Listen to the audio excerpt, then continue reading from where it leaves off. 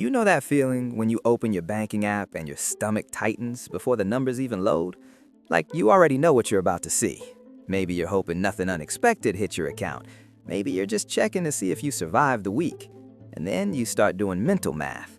Can I still afford groceries? If I pay this bill now, will my card decline later? If something goes wrong, I'm screwed. Most people think this feeling goes away once you start making more money. They think the solution is a higher salary, a better job, or some big financial breakthrough.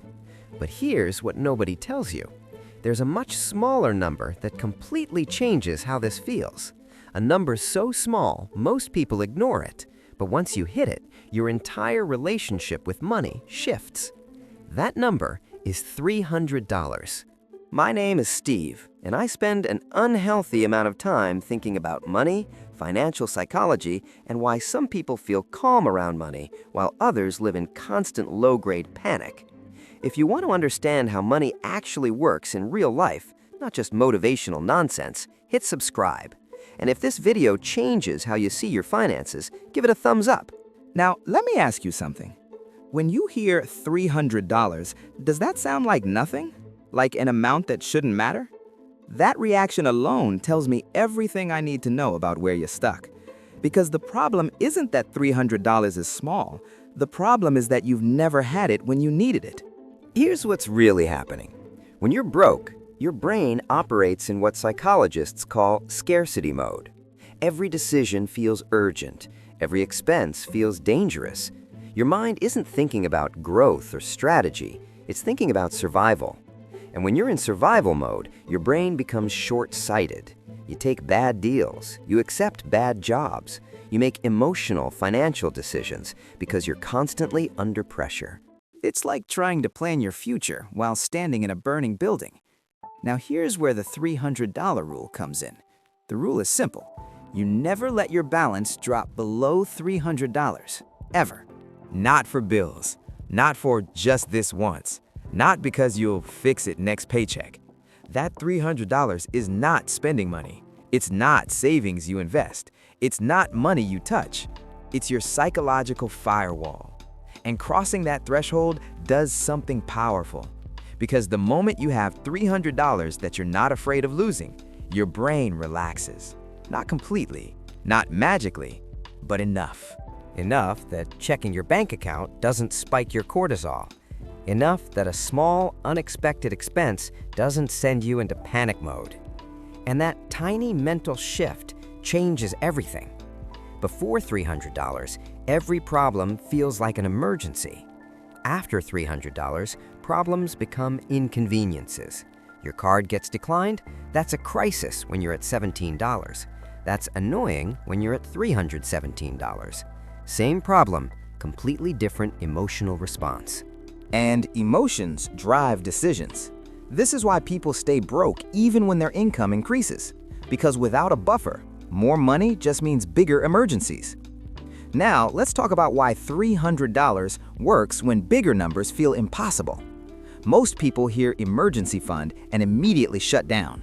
3 months of expenses, 6 months, $10,000. Their brain goes, cool, never happening, and gives up before they even start. $300 doesn't trigger that reaction. $300 feels doable, uncomfortable, but possible. And here's the key part. Once you prove to yourself that you can protect $300, you start trusting yourself. You stop seeing money as something that disappears. You start seeing it as something you can control. That identity shift matters more than the number itself. Because someone who can keep $300 can eventually keep $1,000. Someone who can keep $1,000 can keep $5,000. But someone who keeps hitting zero never builds momentum. Think about it like pushing a heavy object. Getting it off the ground is brutal. Every inch feels pointless. But once it's moving, it doesn't stop easily. $300 is that first inch. Now here's where most people mess this up. They finally hit $300, feel relieved, and immediately spend it.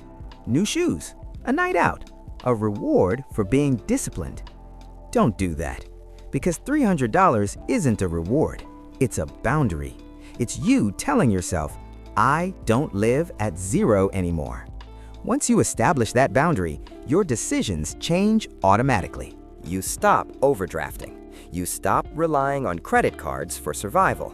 You stop making panic purchases that keep you trapped in the cycle. And here's something nobody talks about. Once you have that buffer, you start thinking in bigger time frames. Instead of, how do I survive this week? You start asking, how do I make next month easier? How do I make next year less stressful? That's when budgeting actually starts working, not before. Because budgeting without a buffer is just punishment. Now let's zoom out. People think wealthy people are calm about money because they have a lot of it. That's backwards. They have a lot of money because they learned how to stay calm at low numbers. They mastered the small buffers first. $300 turns chaos into stability. Stability turns into confidence. Confidence turns into better decisions, and better decisions compound faster than any investment ever will. If you're broke right now, don't aim for freedom. Don't aim for passive income. Don't aim for 6 figures.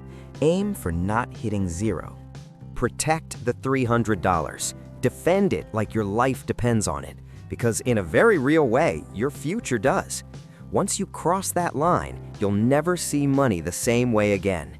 And that's how real financial change actually starts.